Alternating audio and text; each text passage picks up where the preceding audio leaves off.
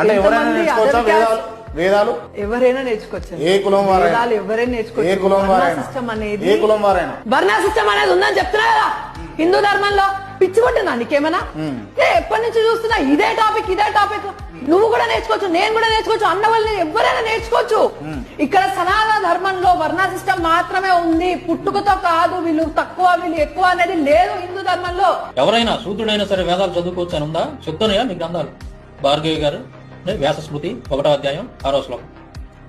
శూద్రులు వేద మంత్రాలు చదవకూడదు, వారి నోటి నుండి స్వధ స్వాహ వశ పదాలు రాకూడదు.